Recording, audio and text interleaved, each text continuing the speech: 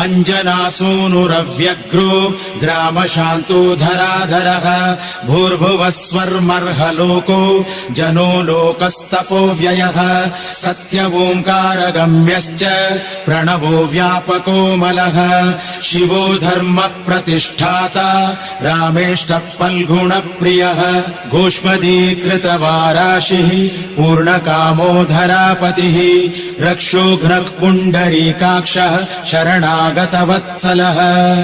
जानकी प्राणदाता च रक्ष प्राणापहारकः पूर्णसत्त्वपीतवासाः दिवाकरसमप्रभः